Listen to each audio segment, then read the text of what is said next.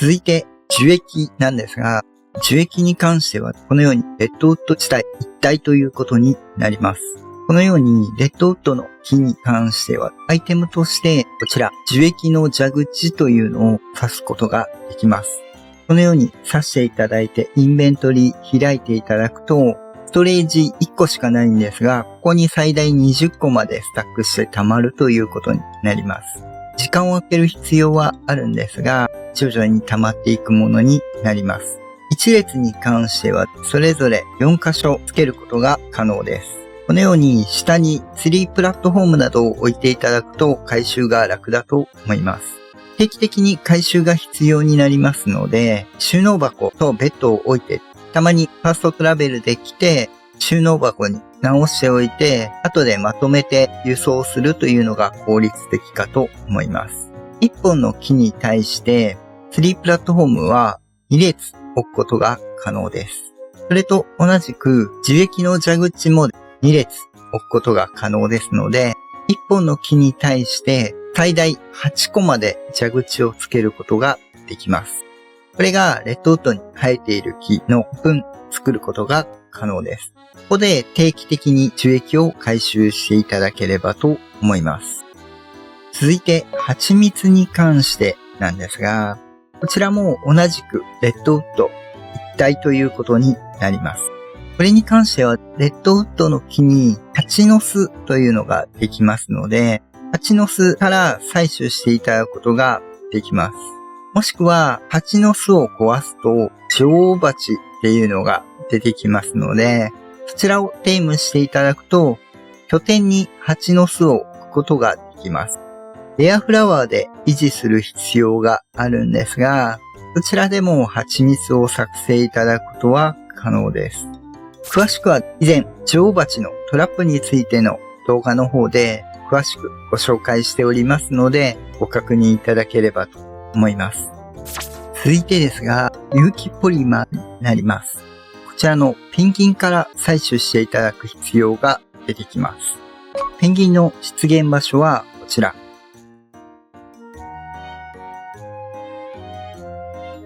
グリーンオベリスクの下です。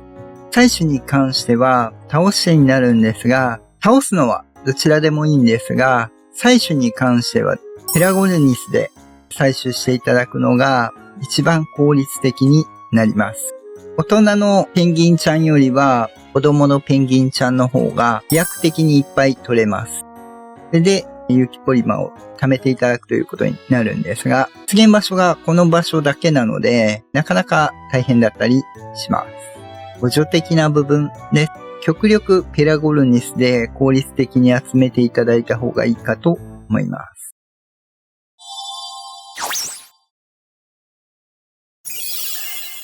続きまして、セメントなんですが、カストロイデス君のダムの位置ということになります。カストロイデス君、いくつか点在しておりまして、順番にご紹介していこうかと思います。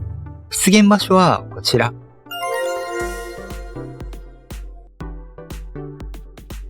カストロイデス君なんですが、一箇所浮島の周りの沼地一帯に出るようでして、大量に湧くわけではないんですが、沼地のどこかに2、3箇所グループで湧いているようなイメージになっているようでございます。なので、比較的十字の位置にいることの方が多そうなんですが、少し探してもらう必要があるのと、少し深いっていうところがあるので、沼地一帯を少し回っていただく必要が出てくる部分になります。その他のところは行けばすぐわかるような座標になっておりますので、ご確認いただければと思います。では実際に見ていきましょう。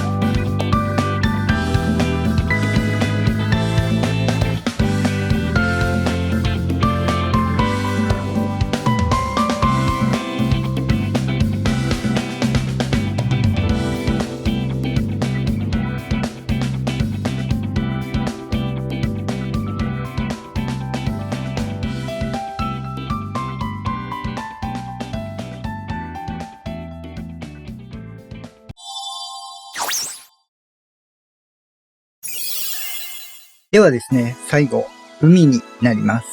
海結構広範囲いろんな資材あるんですけども、3箇所ピックアップしているんですが、最初の1つは猛者が湧くぐらいの深さの海。あと2つは深海となっております。まずは1つ目、こちら。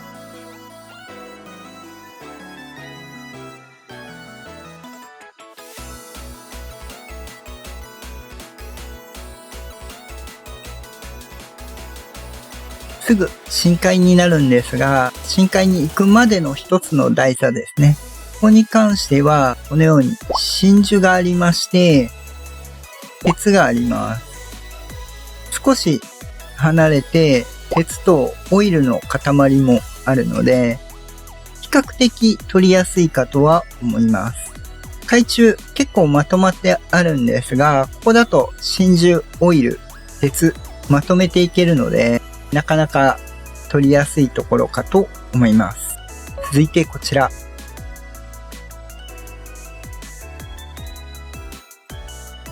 そのまま深海まで降りていきます。するとですね、このように金属の密集地と真珠も合わせて密集、そしてオイルもあるというものになってます。ここは真珠、オイル、鉄、かなり密集してありますので、鉄はだいたい深海来れば密集はしてるんですが、まとまって取れるような場所になっております。最後がこちら。一番のおすすめスポットとなりまして、金属もちろんですね、水晶、黒曜石、真珠、オイル、すべてこの場所で集まります。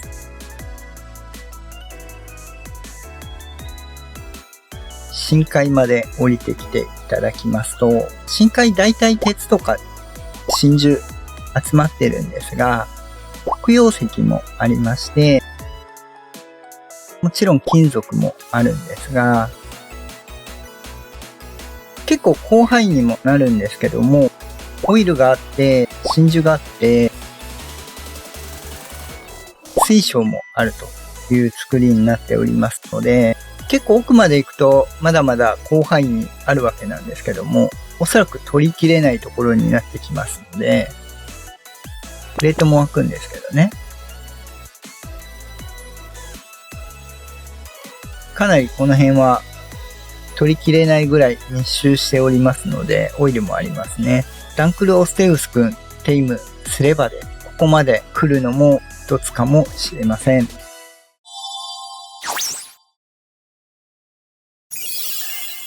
はい、ではいかがでしたでしょうか。本日はですね、公式モッドマップ、センターの資源場所についてのご紹介でした。少し ASE 時代から変わっている部分もございますし、最後にご紹介したこちらなどは全てが集めれる場所にもなっておりますので、ぜひご活用いただければと思います。モッドマップ資源集めしやすいんですが、センターは比較的水中の方が基本資源集めやすかったりしますので、ぜひダンクル・オフセウス君テイムして重量生物と共にですね、来ていただけると資源集めはやりやすいかと思います。敵対生物ももちろん出てきますので、そのあたりはご注意いただければと思うんですが、可能であればシャスタサウルス君も連れてくるといっぱい持って帰れるのかもしれません。敵対されちゃいますけどね。では本日は以上となります。アークについて困ったことがあれば、ここのチャンネルに来れば解決できるチャンネルを目指して頑張っておりますので、ぜひ高評価、チャンネル登録よろしくお願いいたします。応援したいよっていう方はメンバー登録もよろしくお願いいたします。その他、Twitter や Discord などアークに関わる情報発信、コミュニティなども行っておりますので、詳しくは説明欄ご確認いただければと思います。また次回お会いいたしましょう。バイバイ。